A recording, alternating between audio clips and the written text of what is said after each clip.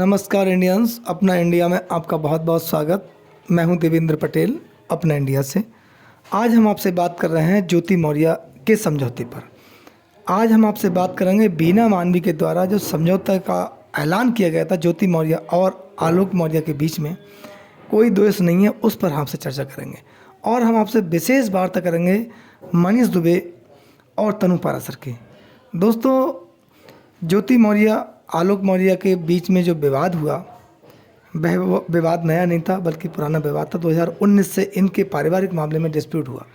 उसके बाद ज्योति मौर्य ने आलोक मौर्य के खिलाफ तलाक का मुकदमा डाला और दहेज उत्पीड़न तमाम मुकदमे आलोक मौर्य पर लिखवाए। उसके बाद जब आलोक मौर्य ने मनीष दुबे के साथ ज्योति मौर्य की WhatsApp chat audio video viral की, उसके बाद ज्योति मौर्य और आलोक मौर्य का बीच का डिस्प्यूट जो था वो पूरे हिंदुस्तान में फैल गया।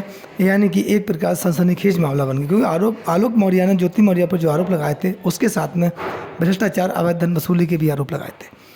फिर इसमें बीना मानवी की एंट्री होती है और बीना मानवी ज्योति मौर्य के पक्ष में खड़ी होती हैं, जबकि पूरे देश के लोग भ्रष्टाचार पर बात कर रहे थे, ज्योति मौर्य की संपत्ति की बात कर रहे थे, उनके अवैध जो संपत्ति अर्जित की गई है, जो आलोक मौर्य ने ऐसे आरोप लगाए थे, उनके हिसाब से उनके 6 बैंक खातों की जांच भी होनी सुनिश्चित हुई। लेकिन आलोक मौर्य ने अपनी शिकायत वापस ले ली। आम जन जो सहयोग था आलोक मौर्य के साथ था, कहीं ना कहीं आम जन को लगा कि अब इस मामले को मैनेज कर लिया गया और ये आम जनता को एक धक्का महसूस हुआ, क्योंकि ज्योति मौर्य पर आरोप जो लगे थे वो भ्रष्टाचार के आरोप थे। एक प्रशासनिक अधिकारी पर भ्रष्टाचार के आरोप हों, वह कठिन मामला बनता है। बीना मानवी ने आलोक मौर्य को गलत और जो है दोषी करार दिया, ज्योति मौर्य को बिल्कुल निष्पक्ष और पाक साफ कहा। आलोक मौर्य ने जो अपनी पत्नी के साथ अवैध प्रेम प्रसंग के आरोप मनीष दुबे होमगार्ड कमांडेंट पर लगाए थे, उनका भी खुलकर विरोध न करके महिला विकास मंच के अध्यक्ष बीना मानवी के द्वारा इस प्रकार से कहा गया कि मनीष दुबे की केवल दोस्त थी ज्योति मौर्य। जबकि मनीष दुबे का जो इतिहास है वो काफ़ी विवादों से भरा हुआ है, जिसमें उन्होंने अपनी पत्नी के साथ डिस्प्यूट कर उनका मामला चला और उनकी पत्नी जो तनु पाराशर है, जिससे आज भी तनु पाराशर मनीष दुबे के साथ कानून जंग लड़ रही हैं। यानी कि मनीष दुबे के साथ उनका विवाद चल रहा है। और दूसरी प्रकार महिला होमगार्ड ने भी आरोप लगाए। दोस्तों, यहाँ पर बीना मानवी ने एक बहुत बड़े बयान दिया। लास्ट में कहा आलोक मौर्य की शिकायत वापस हुई कि आलोक मौर्य ज्योति मौर्य के बीच में कोई डिस्प्यूट नहीं है, किसी प्रकार कोई विवाद नहीं है, परिवार एक है। जिस प्रकार आलोक मौर्य ने सीधे सीधे शिकायत वापस ली और मीडिया के सामने आए, उन्होंने बस केवल इतना ही कहा कि मैं शिकायत वापस ले रहा हूँ, बस। इसके बाद कुछ नहीं, कोई समझौता हुआ, पारिवारिक एकता हो गई, परिवार में विघटन समाप्त हो गया, इस प्रकार पर कोई बयान नहीं दिया। या मैं ज्योति मौर्य के साथ हूँ, अब हम सब प्रसन्न हैं, ना ही ज्योति मौर्य की तरफ से कोई बयान आया। लेकिन जब शिकायत आलोक मौर्य ने वापस ली, उसके बाद तुरंत बाद ज्योति मौर्य ने ना ही कोई अपना मुकदमा वापस लिया है आज तक, और ना ही आलोक मौर्य के साथ अपने अच्छे संबंधों की कहीं घोषणा की, ना ही कोई बयान दिया। हालांकि ये है क्या इतने गंभीर आरोप लगाने के बाद ज्योति मौर्य आलोक मौर्य के साथ रह सकते हैं, या दोनों के जो पारिवारिक रिश्ते हैं, पति पत्नी के संबंध हैं, वो एक हो सकते हैं? इतने बड़ा डिस्प्यूट होने के बाद ये सोचने की बात थी। बीना मानवी ने लेकिन सरलता से कहा और उनका बयान ठीक इस प्रकार से था कि मानो कि ये प्रकरण कुछ नहीं था, केवल आलोक मौर्य के जो माइंड की थी वो उपज थी। इस प्रकार का बीना मानवी का बयान था कि ये सब फेक है। आलोक मौर्य द्वारा जो शिकायत की गई है उसमें कोई सत्यता नहीं है, यानी कि आलोक मौर्य एक प्रकार से देखा जाए तो दोषी हैं। लेकिन यहाँ पर दोस्तों हम आपसे ये कहना चाहते हैं कि अगर आलोक मौर्य दोषी हैं, वो ज्योति मौर्य पर आरोप लगा रहे हैं, वो उनका पर्सनल मामला हो सकता है। हालांकि ये लड़ाई जनता के बीच आई, मीडिया में आई, घर से बाहर आई, तो निजी मामला नहीं हो सकता, क्योंकि ज्योति मौर्य के प्रकरण की वजह से हजारों महिलाओं के जीवन पर दुष्प्रभाव पड़ा।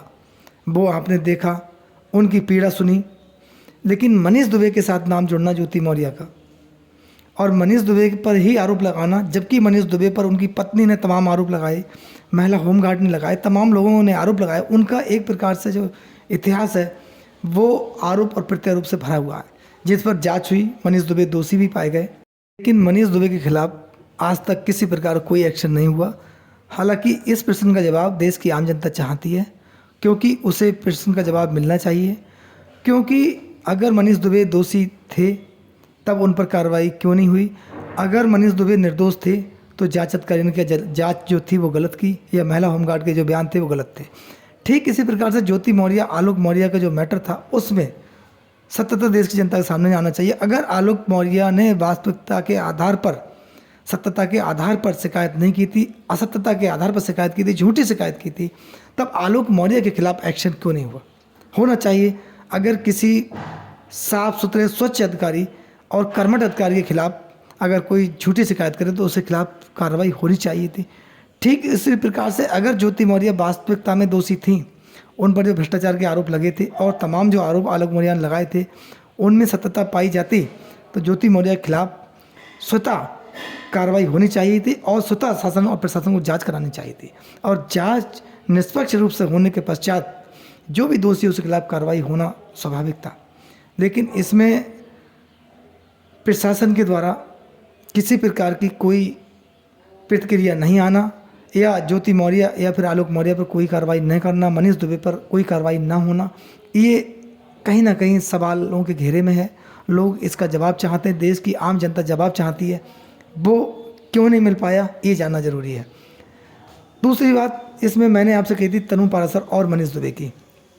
तनु पाराशर मनीष दुबे के खिलाफ कानूनी जंग लड़ रही हैं, और इस प्रकार से कानूनी जंग लड़ रही हैं कि उनका एक उद्देश्य है कि मुझे न्याय मिलना चाहिए।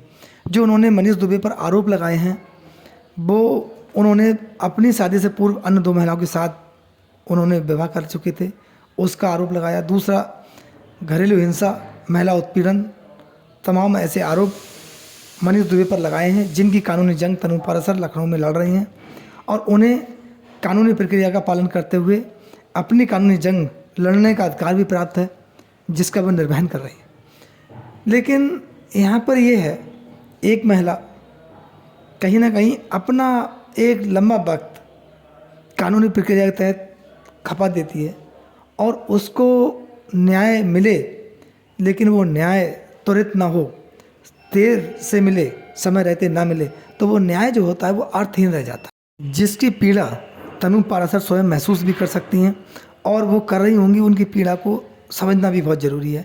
ऐसी तमाम हमारे देश के अंदर महिलाएं हैं, तमाम पीड़ित लोग हैं जो कहीं ना कहीं पीड़ित हुए और उनको त्वरित न्याय ना मिलकर न्याय बहुत देरी से मिला, जिसका उनके जीवन में कोई महत्व नहीं रहा। दोस्तों, इधर हम आपसे बात करना चाहते हैं भ्रष्टाचार की। भ्रष्टाचार की जड़ें जो हमारे देश में हैं वो गहराइयों तक पहुंच चुकी हैं।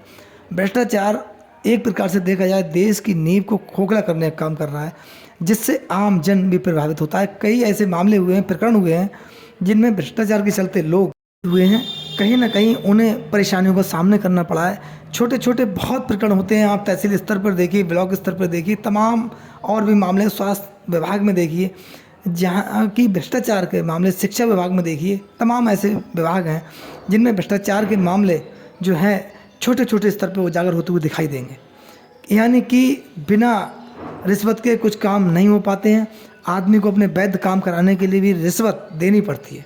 दोस्तों, इन सब पर लगाम लगाने के लिए कहीं ना कहीं आम जन की भी ज़रूरत है, आम जनता भी जागरूक हो, लेकिन इस पर आम जनता की शिकायत पर कार्रवाई भी तुरंत हो। अगर कोई भ्रष्टाचारी व्यक्ति है, उसकी किसी पीड़ित व्यक्ति ने शिकायत करने का प्रयास किया, शिकायत पर कोई एक्शन ना हो। ठीक उसी प्रकार जिस प्रकार मनीष दुबे के खिलाफ महिला होमगार्ड ने शिकायत दी और कोई एक्शन नहीं हुआ, इसमें पीड़ित व्यक्ति को और पीड़ा हो सकती है या नुकसान हो सकता है। दोस्तों, इस पूरे मामले में आपकी क्या राय है? अपनी राय जरूर दें। नमस्कार, जय हिंद, जय भारत, धन्यवाद।